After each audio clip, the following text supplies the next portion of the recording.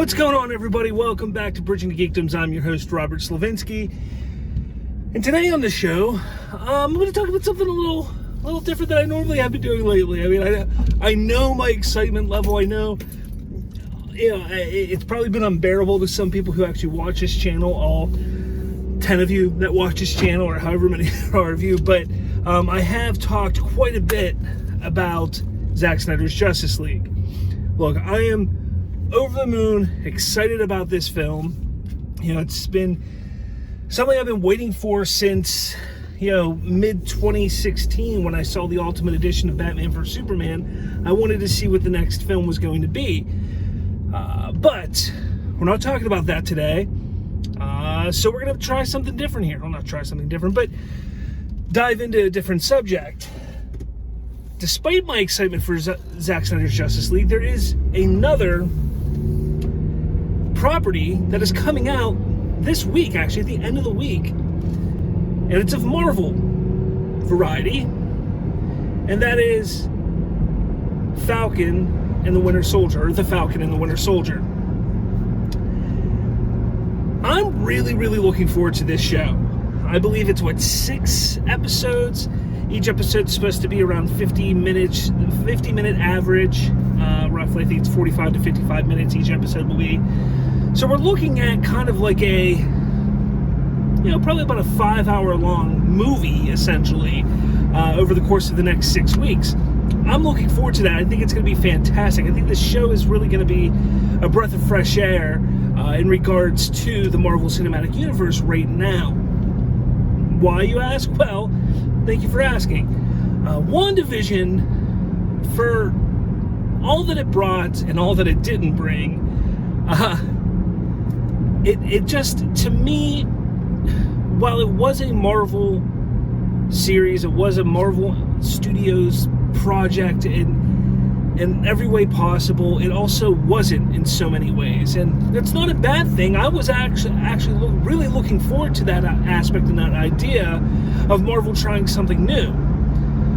And while my opinion is it didn't quite live up to what I wanted it to be, I'm happy to take a step back and get back to what I really love and have loved about the Marvel Cinematic Universe.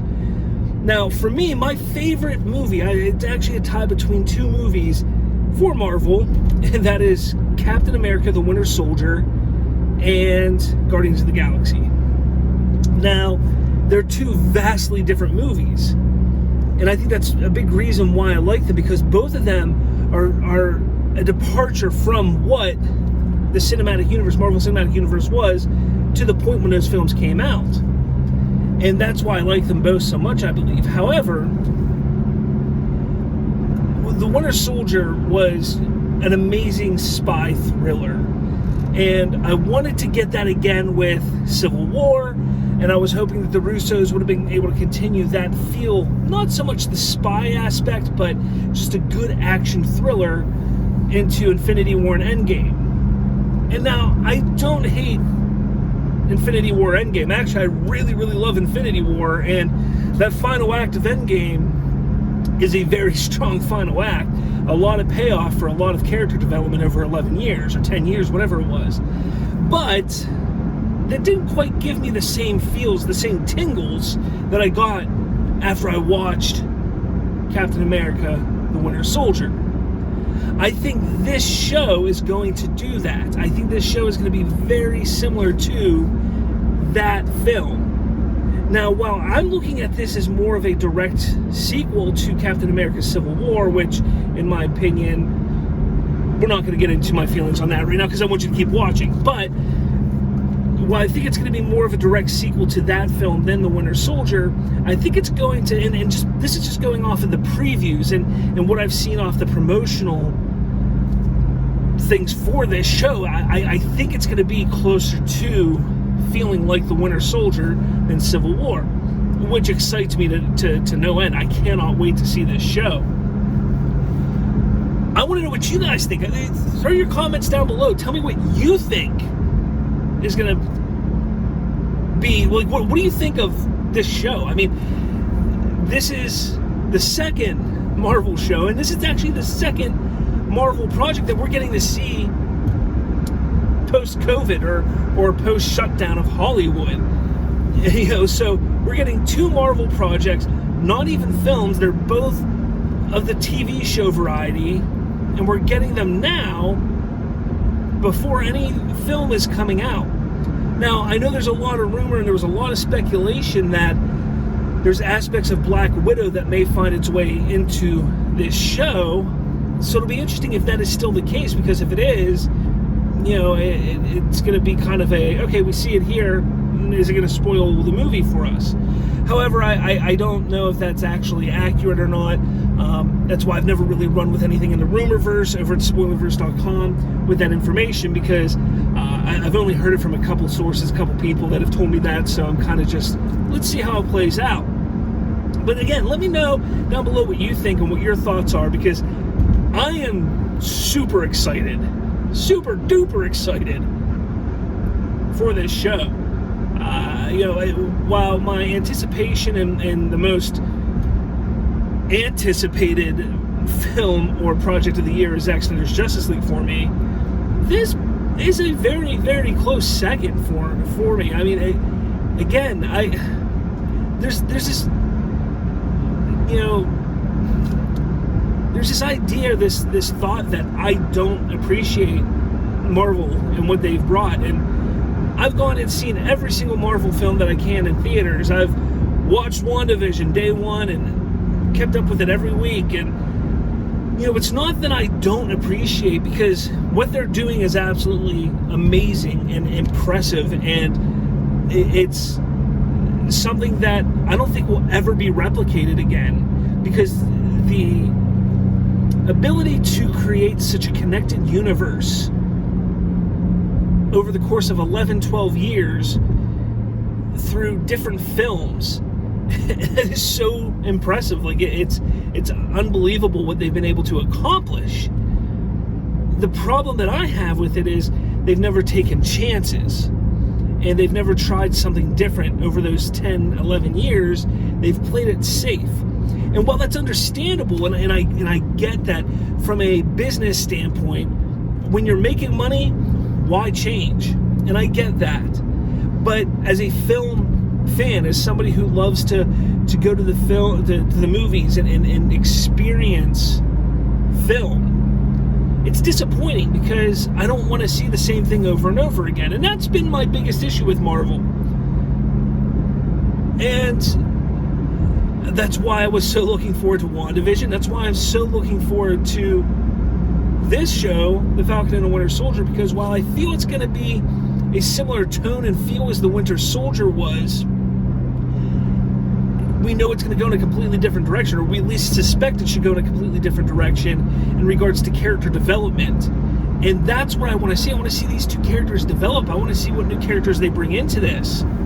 I really think Kevin Feige needs to put more into these shows. What's his name? Matt Shakman, the director who directed all the episodes of WandaVision, he basically confirmed that there's not going to be any big moments, not moments, but reveals or additions to the cinematic universe in these shows. And I think that is the wrong move. I think that the right move to make in this case for Feige and Marvel Studios is to go balls to the wall with these shows and just do what nobody would expect you to do.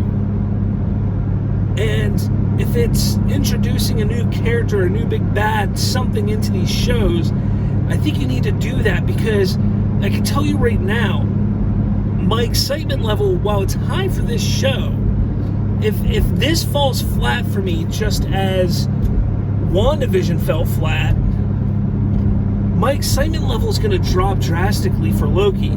It's going to drop drastically for Hawkeye. It's going to drop drastically for Miss Marvel, She-Hulk, all these upcoming shows that you guys have. I'm just going to lose my excitement level for them. And I know I'm just one person. I get that. But I'm not the only person that feels this way, that we've been robbed or felt cheated on some of these projects and some of these films and shows. again, WandaVision to me, we were completely robbed of anything exciting in that show. That's simple. It was a great concept, executed decently executed, but at the end of the day, we're not talking about it anymore. We're 2 weeks, not even 2 weeks, a week and a half since WandaVision ended. Where's all the chatter? And I think that's going to be the disservice to the Marvel brand with these shows, because if you continuously just say, oh, this is just a kind of a one-off story, or, you know, this is just, we're not going to build much off of this, the grand scheme, the grander story is going to be affected very much by what happens here. There's not going to be any rewatchability. There's not going to be any talk, water cooler talk. Yeah, you have water cooler talk week to week, but we're now a week and a half since it's ended, and there's nothing. No discussion. Nobody's talking about WandaVision anymore. And I don't want to see that happen. I want to see us talking about these shows nonstop, especially if it's going to be where every single month we have Marvel content coming out on almost a weekly basis. You know, I don't want to just, when Falcon and Winter Soldier ends, I don't want my focus to shift completely to Loki. I want to be able to sit there and dwell on it and be like, wow, like, what they did with that show, what they're doing with this universe is impressive. And then I want Loki to shift my focus to Loki. I want to be talking about Falcon and the Winter Soldier up until the day I watch the first episode of Loki, and gonna be like, okay, now I'm talking about Loki. That's what I want to see happen. But Falcon and the Winter Soldier, you know, I'm looking forward to it because, and I know this has been just a long tangent here, but I'm really looking forward to it because I wanted to see Bucky get the shield. I did. I mean, it's, you know, there's precedent for it in the comics, but Sam also, you know, becomes Captain America at one point. But I wanted to see Bucky. And I think the reason why they didn't go that route is because it seemed the most obvious route to go. For fans, that is. Story-wise, it didn't make much sense. Story-wise, it made sense to give the shield to Sam and say, you know, I think that, you know, you have a good heart, and, you know, you should be the one doing it. And I like that. So, while, yeah, I wanted Bucky originally, when they gave it to Sam in Endgame, I was like, oh, damn, like, all right, let's see how this plays out. To see him struggling with that,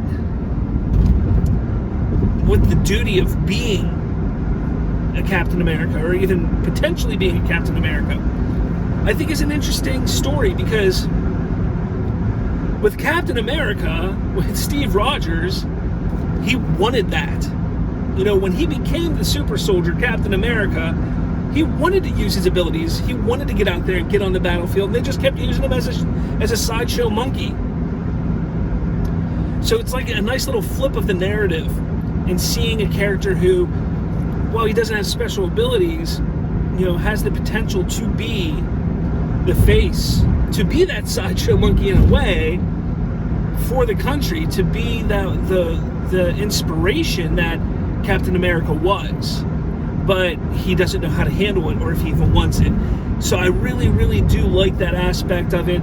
I mean, it's a trope used in superhero films and hero stories all the time, the hero's journey, all that stuff.